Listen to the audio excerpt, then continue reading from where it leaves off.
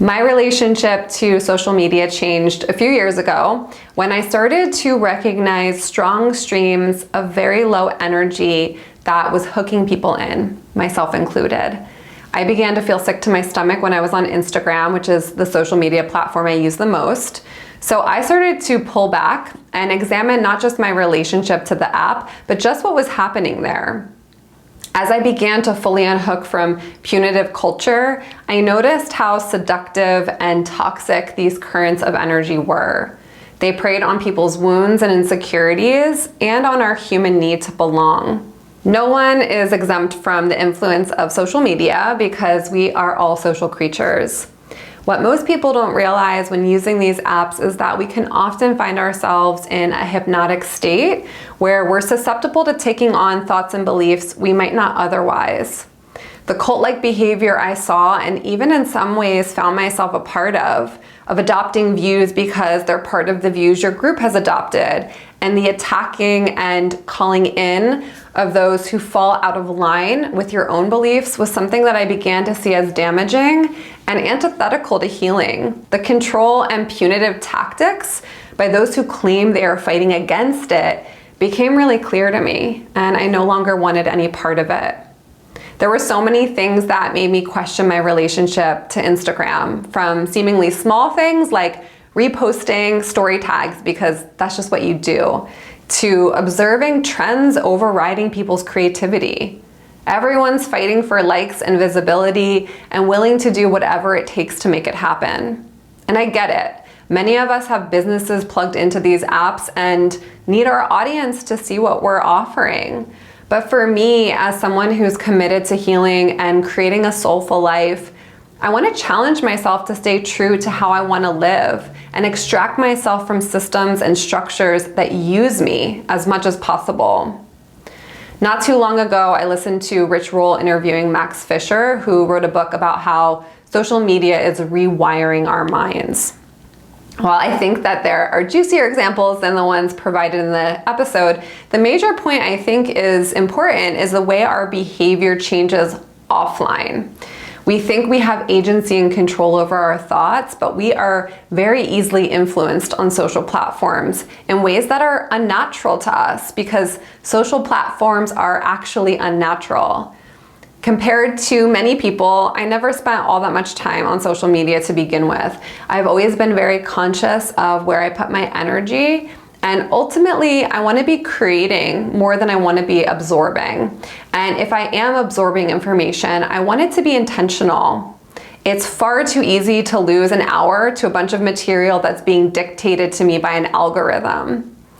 As my relationship changed to social media and I spent far less time on the app engaging and posting, my visibility dramatically dropped. Being punished for not engaging with the technology as much as they like is an alarming function designed to get us to give away our most precious commodity, our attention. And if you're attuned to energy the way I am, you know that where attention goes, energy flows. Personally, I'm committed to becoming conscious of any areas where my energy is being siphoned, reclaiming my sovereignty, and placing that energy back where it belongs, where my soul wants it to go. I don't want to contest with the controlling, manipulative energy of social media. As someone who is highly sensitive, I can feel periods of time when it feels more toxic than others, and I tend to pull back when things feel that way and come back once it's passed. And I also notice that these can be times when I'm going through a shift or expansion and just need my energy to be more protected. This isn't to say that there aren't good things happening on these apps, of course, but fundamentally the apps and its creators aren't invested for benevolent reasons.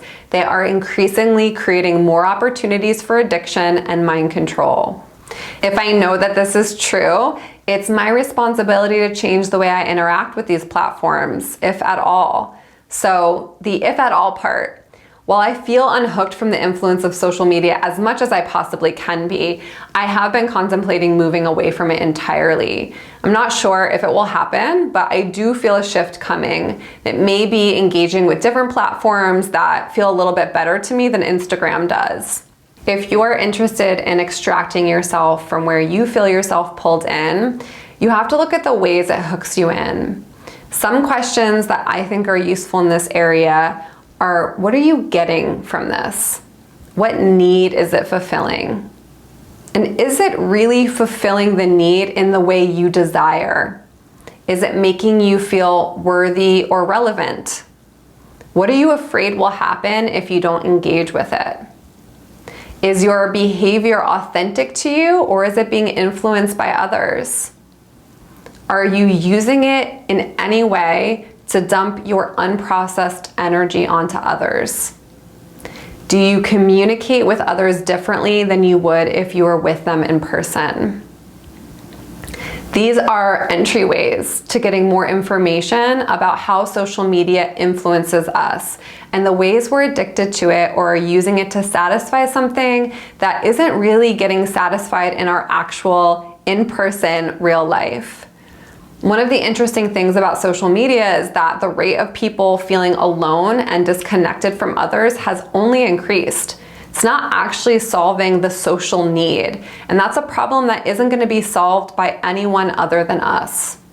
The more we move to social connection through technology, we're creating a greater gap in our true need to have human interaction and supportive community.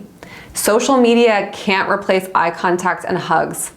Getting DoorDash delivered when you're sick will never trump the feeling of a dear friend dropping off their favorite broth and a get well note. One of the things that I've come to over the past few years is that I don't want my life to be lived from a device. I don't want the majority of my relationships to be through technology, whether it's an app or a telephone. I want to have predominantly real in-person relationships where I have human beings in front of me, looking into each other's eyes, hugging one another, and creating together. I want to be outside more, letting the sun shine into my eyes instead of blue light. I want to have more time for play and creation and less time invested in online realities. With the metaverse, it's clear where some people want life to go. No touching or real-world engagement with others. Spend all your time behind screens and continue to lose your true sense of self. I'm not into that. As I'll be speaking about in the next episode, I chose to move back to the Philadelphia area after living in Los Angeles for a decade. I built my business in LA. I held monthly groups in studios and in my home. I had in-person clients, and I loved all of it. Now I find myself back in a city where I don't really know many people aside from my family, but here I am. Because I know that I want to be engaged with people in real life, I needed to start somewhere. So I'm beginning to host in-person groups near the Philadelphia area and also some one-on-one sessions. So if you or anyone you know are interested in healing work and want to book a session and live in the area, or you want to come to a group, I'll be posting a link in the notes about that. On New Year's Day of 2020, I was having a very rough day at my home at the time, a little homestead in the desert of Wonder Valley near Joshua Tree. And this poem that I called "I Have Only to Reckon with My Own Soul" came through me. It was part of my process of fully unhooking from manipulative energy and finding sovereignty. So I'm going to close out this episode by sharing it with you. I don't have to fight anymore. I don't have to prove myself to anyone. I don't have to explain myself. I don't have to try. I don't have to know. I don't have to speak. I don't have to. I don't have to care if you're judging me. I don't have to care if you like me. I don't have to be nice. I don't have to be fair. I don't have to play by the rules. I don't owe anyone anything. I don't have to be anything for anyone else. I have only to reckon with my own soul. I can say what I want. I can claim my freedom. I can try if I want to. I can share if I'm called. I can change my mind. I can have doubts. I can be wrong. I can be bad. I can do whatever I want. I can know some things. I can reclaim my truth. I can be lost. I can be clear. I can be me. I can be me. I can be complicated. I can be out of control. I can be angry. I can be love. I can be joyful. I can be intense. I can stand my ground. I can back down. I can give up the fight. I can give up the fight. I can choose love. I can choose to stay silent. I can stop judging. I can start loving. I can change my mind. I can know nothing. I can be everything. I can be no thing. I can give no fucks what you think of me. I can let you hurt me. I can let me hurt me. I can reclaim my power. I can share my wisdom. I can connect to truth. I can be all things. I can be all things. I can be a contradiction. I can choose my path. I can be afraid. I can be fearless. I can be me. I can be me. I have only to reckon with my own soul. This year is a time for living outside the matrix, not doing what they say I should, and not just the man who says, but also the counterculture who says, the just warriors who say, the causes I believe in who say, and everyone in between.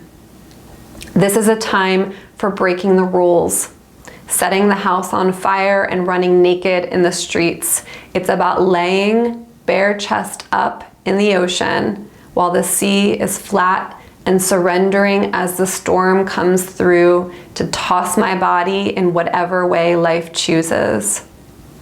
I am in control of so little, and I am in control of so much. I have to allow it all to be torn down to learn these next lessons. I have to trust in something I have only tasted in lives past. I have to surrender to the journey in a way I have never done before. It means not knowing anything and claiming all my knowing.